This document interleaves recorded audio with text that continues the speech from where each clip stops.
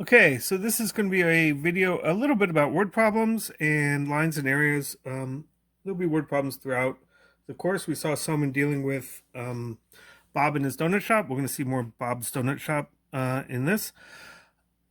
The part of the point about word problems is partly for you to be able to see where these sorts of things are used in the real world, but also to help you connect mathematical ideas with each other so that you can understand them in different contexts. So here's a word problem involving Bob of Bob's Donut Shop. He sells donuts. If he sets the price at $1.19 for a donut, he sells 2,000 donuts a day. For every dollar increase in price, he sells 500 fewer donuts. What's the relationship between price and quantity sold? So there's a couple of key points here. One is that slope is a fraction. Remember that we talked about that. Units of something per something else. To find the equation of the line, you need either 2 points, and then you can find the slope, and then use the slope-intercept form, or point in the slope. And anytime you're dealing with a word problem, this is a key thing. So the question is that, what is the relationship between price and quantity sold? So answer should be some kind of formula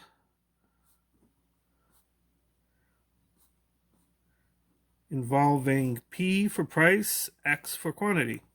Right? There has to be some kind of formula involved because that's what you're asked for. What's the relationship between price and quantity sold? And in this case, it's going to be a line because, well, that's pretty much all we've seen this for. So to find the equation of line, we're going to get a point and the slope. This first sentence gives us some data, $1.19 as a price, $2,000 for a slope. Now we want the X to be donuts and P to be price. So I'm going to set this up as 2,000 donuts, $1.19 as my price. So there's my X and there's my P. It's a point. A point is a pair of things that are tied together in some way. So there's a point. So I've got a point and I need a slope. The second sentence, for every dollar increase in price, Bob sells 500 fewer donuts. Well, he's saying, well, if I change my Y, my P by $1, by raising that to $1, I'm going to change my X by decreasing it. So one could say that if I increase the dollar by, increase P by $1, I will decrease X by 500 units sold. And that will give you 2 points and you can find out the slope. But you can also think about this by saying, well, if P is my output and X my input, slope is measured in price, which is dollars per donut. And here, what did they say? If my amount of dollars goes up by 1, my amount of donuts goes down by 500. So that tells me what my slope is. Right? Dollars per donut. One more dollar means $500 donuts less. And because I'm a mathematician, I like to have my minus signs out in front of my fractions or write it like that. So there's my slope. So I can use now the point slope formula. P minus P1 equals MX minus X1. I'm using P instead of Y because I'm thinking P stands for price. The point that I have, P minus 1.19 equals my slope, which is minus 1 over 500, X minus 2,000. So I want to solve that for P because that would give me some formula involving P and X. I have one, but I want to tidy it up a little bit. P minus 1.19, we'll move this paper up a little bit, equals minus 1 over 500 times X. Then I distribute the minus 1 over 500 to the minus 2,000, and that becomes a plus 4. Minus minus becomes a plus. 2,000 divided by 500 is 4. And now I can add the 1.19 to both sides. Minus 1 over 500 X plus 5.19. And so there is our Question, did we answer it correctly? Yes, because we have a formula that involves P and X. Okay, so a problem that's stated like this, the second equation here, that gave us the slope. The first equation gave us the point. Whenever you need to find a line, every word problem that asks for a line as the answer is going to give you either 2 points or to give you a point in the slope. Okay, so Bob, being the savvy business person that he is, he sets up his Quality Donuts Pass. So each month you can buy a $29 pass that allows you to buy donuts at 69 cents each rather than the usual $1.19. That's 50 cents off. So how many donuts do you have to buy a month for the pass to be the better buy? And keep in mind that there are really 2 cases here. One is, how much do you spend if you have the pass? The second is, how much do you spend without it? And you need to find the equations for both cases. And then what is the question you have to answer? Well, the answer should look like this many donuts, or for this many donuts, the pass is cheaper. The pass is cheaper. My handwriting is terrible, and I apologize for that. I'll try to keep it good, right? And that's what you have to find. How many donuts makes the pass cheaper? So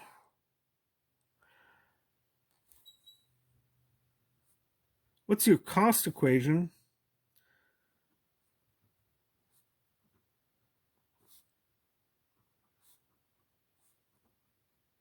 So how much do you spend with the pass? So I'll set up some variables. X equals number of donuts bought.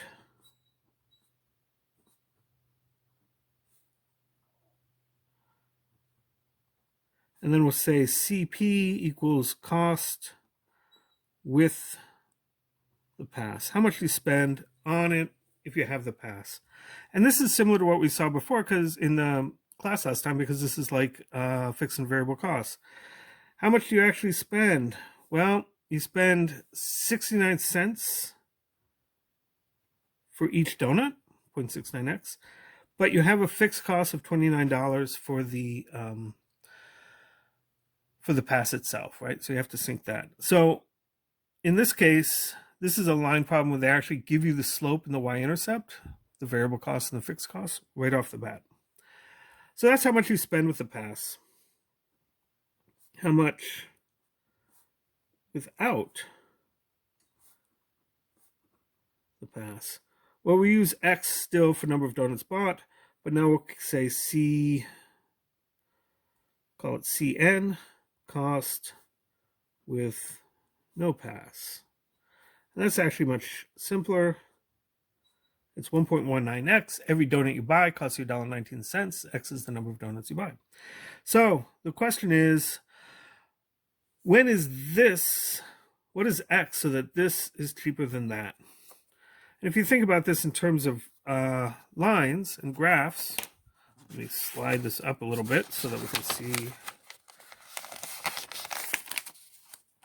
my little graph. X is quantity of donuts. This is cost in dollars. This is in donuts. This line, and I'll put that one in blue, will look something like that. I should just use a ruler to make that a nice straight line. But that's my cost with the pass. Slope is not too steep, and it's got a y-intercept of 29. This has got a y-intercept of 0, but it's much steeper. The slope is much steeper than that. So that's the cost without. So there's the point of intersection. Up to here, having the pass, you've just not bought enough donuts to make the pass economical. Out here, right, each donut is cheaper, and having the pass is better. So we want to know, what is this point?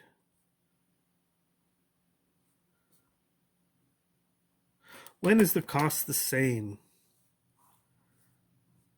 So we set the two equations equal to each other. Cost without the pass is $1.19 times X. Cost with the pass, 0.69x plus 29. Subtract the 0.69x from each side. You get 0.50x equals 29. divide each side by 0.5, and you get 58. So what happened here? Well, like it says, you save 50 cents on each donut, but you have to lay out $29 at the beginning of the month to buy the pass. So how many donuts do you have to buy in able to save $29? Well, you have to save 58. You have to buy 58 donuts, right? Because you save 50 cents on each one. And so 58 donuts will save you the cost of the pass. So what's the answer?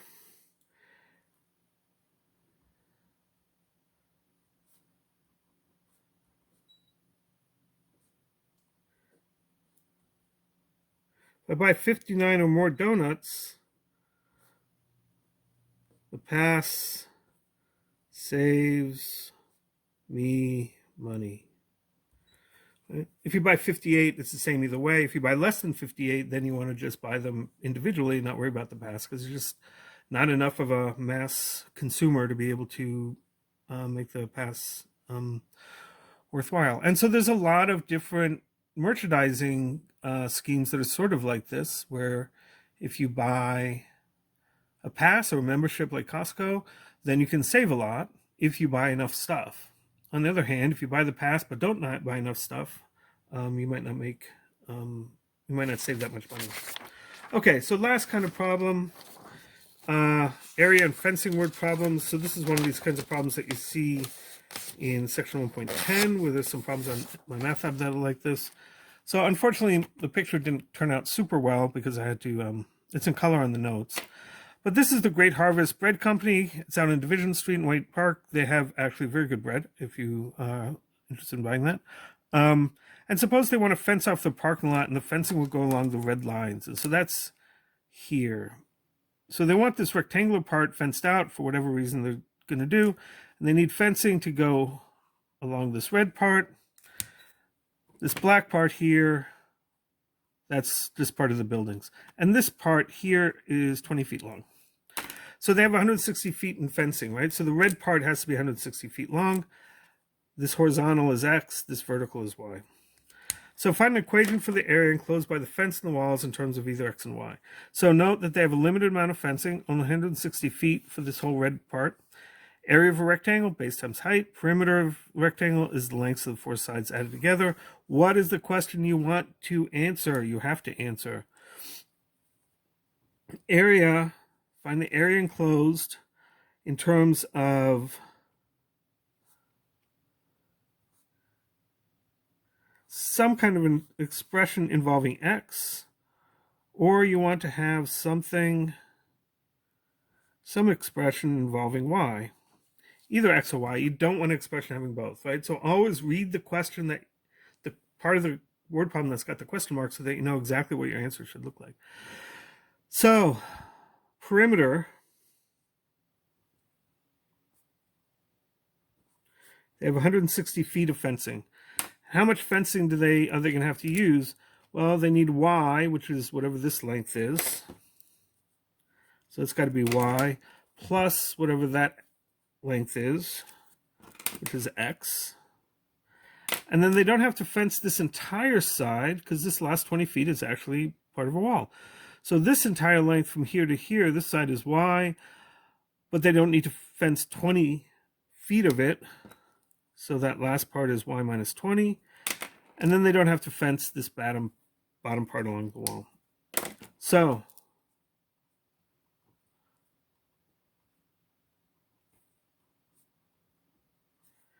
we can get one equation involving the lengths Y and X. They have 160 feet of fencing, Y plus X plus Y minus 20. Those are the three sides that need fencing. So we've got 2Y plus an X minus 20. Move the 20 over. 180 equals 2Y plus X. Now, what's the area of this rectangle? Well, one side is X, the other side is Y, so area is X times Y. We need to eliminate one of those two variables because our answer has to have just X's or just Y's. But that's what this equation does. I will solve for X. Move the 2Y over to the other side. You get 180 minus 2Y equals X. Take that and substitute it in for my X there, and we get X is, area is 180 minus 2Y times Y. which we can multiply out, distribute the y, 180y minus 2y squared, and that gives you the formula, something with a y in it. You could solve this for y if you wanted, and then plug that in for the y, and you get a formula for x. That's fine too. So the formula is area, A is x times y, perimeter is 2x plus 2y. If you have a rectangle, those are the basic formulas for rectangles.